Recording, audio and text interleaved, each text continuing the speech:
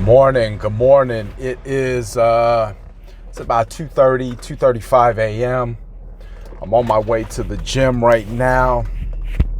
We live in an era. I think as people, we've probably always been in this era, but it's even more evident when we look at social media, and it's so fast. I can only imagine back in the 50s when they initially got access to TV, in the 60s when things like information started flying a little bit faster, because you gotta remember it took them a while for even like mail or the news or the newspaper to get to where it had to go, and then TV stepped it up a little bit faster, and they thought that they were gaining information so quick. But now you got social media, and it's funny because social media is so fast that the same person that was just saying thank you God for all this great thing that's happened to me is cussing somebody else out on the next post. Or no sooner than something good happened, something bad happened. The fact is that it's not that things are happening like that and that's new. It's just that social media delivers it a little bit faster, to the point where it blows your mind how quick people change. So I was saying my prayers this morning, and it got me to thinking. First of all, prayer to me is communication with God, something that I never knew. There's a lot of things I'm learning about life. One is that God is the number one priority, or should be. I done been through too many close calls where it didn't make sense that I got delivered from whatever it was that was going on around me. But isn't it funny how people will see somebody else doing well, and they'll have a mentality of, why is it always them and not me? You either know somebody like that, or you are that person. And then on the flip side, when something bad happens to you, you say, why does this happen to me? And why, instead of letting it happen to somebody else? When I was in this role play group, and this, I had these accountability partners. One of the sayings that we would say is, if it's to be, it's up to me. And why not me? If not me, then who else should it be? If it's not us wondering why we don't have what somebody else has, then it's us wondering why we always feel like the ones who are being sick or in some type of state of disarray, asking why can't that be somebody else? So I was listening to this interview with Tyler Perry. He was at the July 2019 Essence Festival in New Orleans. And I thought that was a real interesting thing when they were interviewing Tyler Perry, because if you know anything about his story, then you know that he literally came from nothing. And most people, they want to know, how do you come from nothing and make something? Especially make something where you end up on the world stage. So the lady is doing the interview, and they're just talking. It's very casual, and they're opening up. And he said something. He says, people are gonna think I got an ego when I say this. And mind you, people always think you got an ego when you got confidence. They don't know the difference between the two. So the lady asked him a question. She says, can you identify for us, because we're always trying to learn from people who've already made it, how they did it. So she says, can you identify some of the mistakes that you have made that you wish you can undo or that you've learned from? And he says, people gonna think that I'm egotistical or I'm, they're based on my answer, but let me explain something to you. He says, I've never made a mistake. He says, I've never made a mistake. And he says, I can tell you how. He said there was a specific situation where there was a deal that they were presenting. I wasn't so excited about getting into this deal, but it paid all right. And, I thought it would be a good idea because of the person that I would be working with was responsible for a lot of really top shows in history. So a part of me was on board with it because it was an opportunity to work with this individual. But the other part of me, my instincts was telling me, nah. But reluctantly, I signed the contract anyways. And he said, once I signed the contract, they brought me into the office and they says, all right, Tyler, no church stuff, no God, let's do it this way. And immediately he started thinking, what did I get into?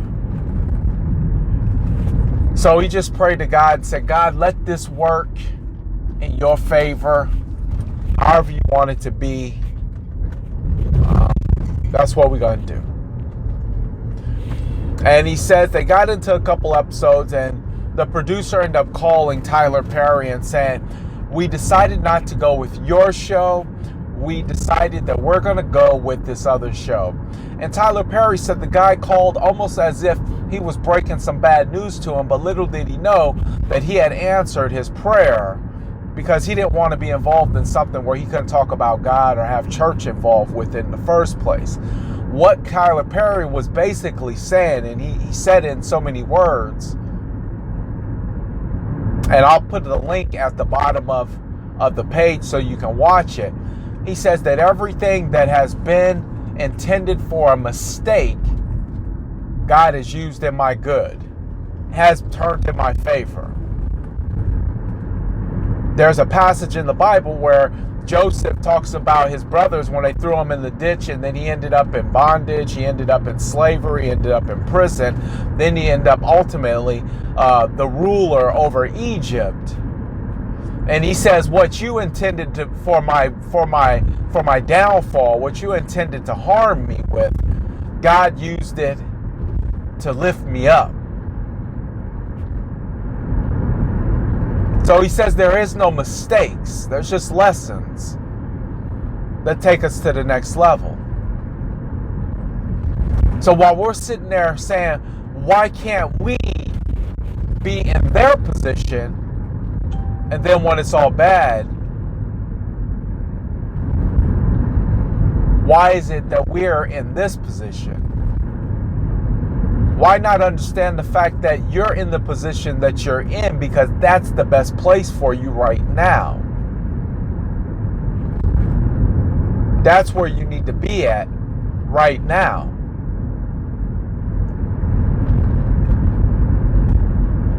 I don't have all the money I want, but I'm in the best place that I can be in right now. Because when I did have all the money that I can eat, and trust me, I didn't do anything with it. So now there's some things that are being worked on in me where some people are looking at me and saying, how does he get up and go work out every day? How does he have it in him to do that? See, it works both ways.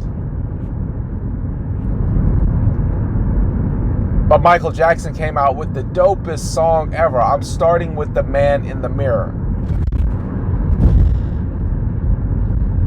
You always got to start with the person in the mirror.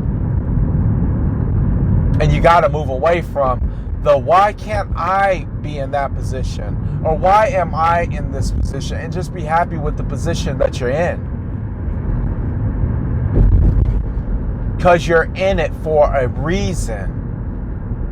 There's a purpose behind why you're in the season that you're in. Don't pray to God that He takes away from it. Pray to God that He reveals why you're in the season. I don't think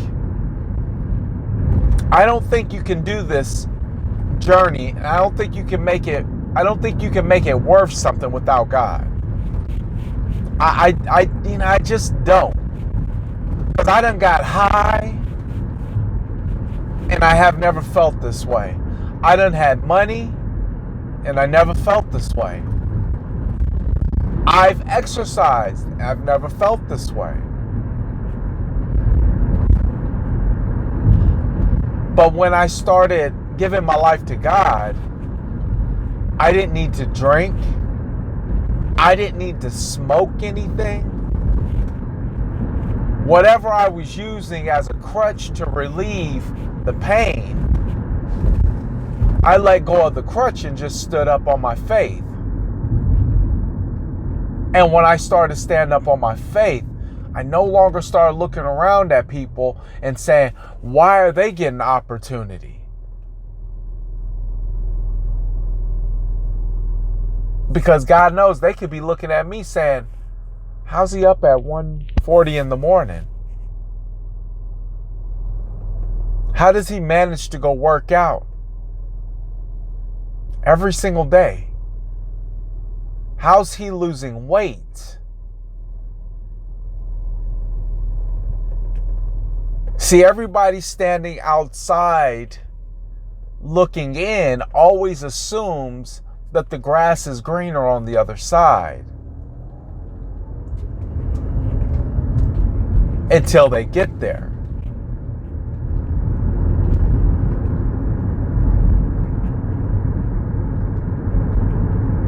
It's really a better idea that you be happy with where you're at right now and just keep praying and just keep working in the direction that you want to go in. I did not want to work per se yesterday. But faith said, just keep going. Because how I feel isn't always what's right.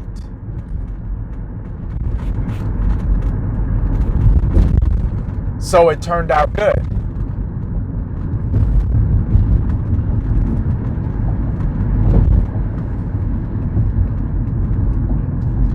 It turned out for my good. And better than I could have expected. So stop asking why me and why not me.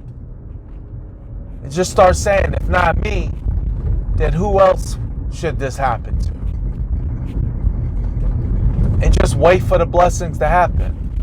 Keep working and waiting. And let your blessings find you working hard. Because that's literally the only secret that you need to know, is that it will eventually happen.